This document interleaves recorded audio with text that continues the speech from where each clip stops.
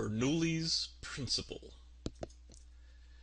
So if we have a fluid like air or water, Bernoulli's principle tells us that as the speed of the fluid increases, the pressure in the fluid decreases.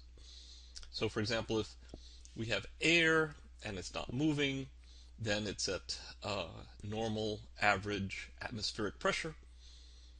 But then if the wind is blowing, the pressure in the air will actually be lower. Now, there's a very simple demo that you should go ahead and do, and that's just to take a sheet of paper and just blow over the top, and you'll see that the paper rises. Now, what happens is you're blowing over the top, so the air is moving faster there. That will lower the pressure. So then there's going to be a pressure difference because it's at just average atmospheric pressure on the bottom side. So being lower pressure on the top side, there's a pressure difference and a net force which lifts the sheet of paper. A more dramatic example of this is when there's a very strong wind in a strong storm. Then that can create a pressure difference, resulting in a force that would be large enough to lift tiles off of a roof, or maybe even lift the entire roof off of a house. A similar example occurs in terms of pressure difference lifting waves. So we see this in the flapping of a flag or ocean waves, where the moving wind results in pressure differences due to Bernoulli's principle, and we see this resulting wave motion. So here's a picture sort of illustrating how waves could be built up by this effect. So we have the wind blowing and say some ripples on the surface of the water.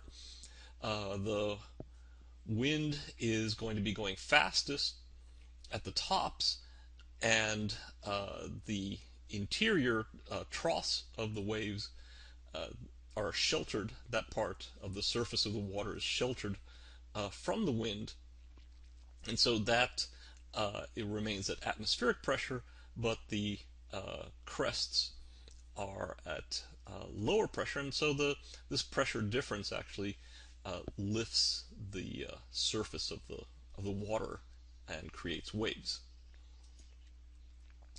Now let's look at another example of pressure differences. This one may surprise you. You're going to see that I take this funnel and the ping pong ball, and I am blowing. So I'm exhaling, I'm not inhaling, I'm blowing out as fast as I can.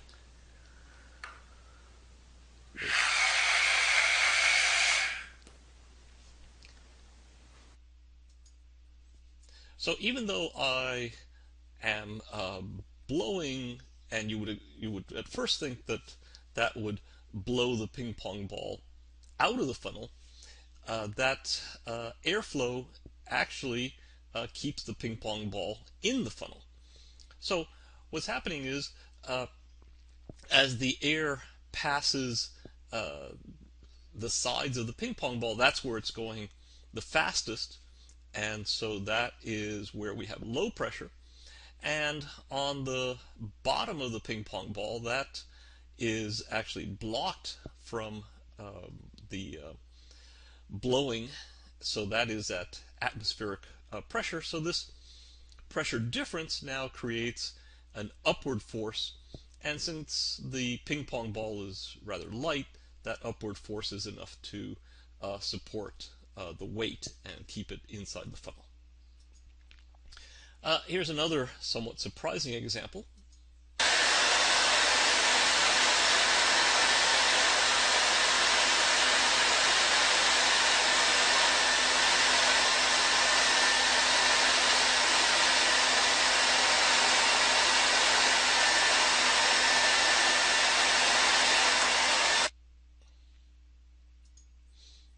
So what's happening in this case is the wind, which just the air blowing from the hair dryer, um, that moving air has lower pressure than the atmospheric pressure of the air in the rest of the room.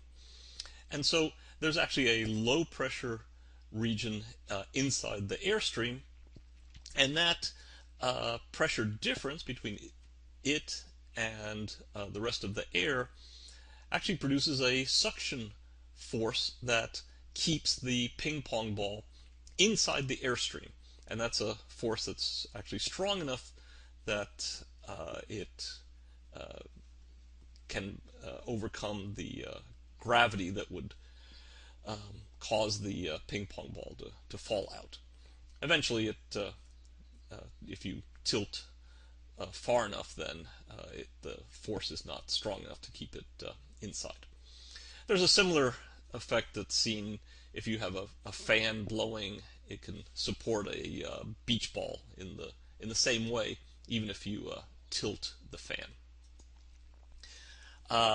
Again, a more dramatic example of this kind of suction that would occur due to a fast-moving airstream would be the suction of a tornado, which creates a low pressure towards the center of the tornado, where the wind is going the fastest, and that actually pulls things into the tornado.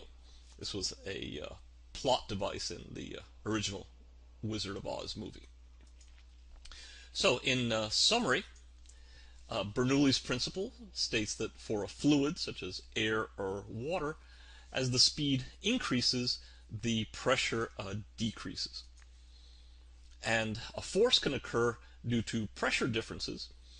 So if we have the speed of the fluid varying in different locations, then those different locations will be at different pressures, and then the pressure differences can produce a force. We saw several examples in this tutorial. Some of the practical examples would be how waves are created by wind and the suction that appears in a tornado. But the most important example we didn't talk about, and that is aerodynamic lift. We didn't talk about it because it's such an important example that we have a full tutorial devoted just for that. So I'll see you then.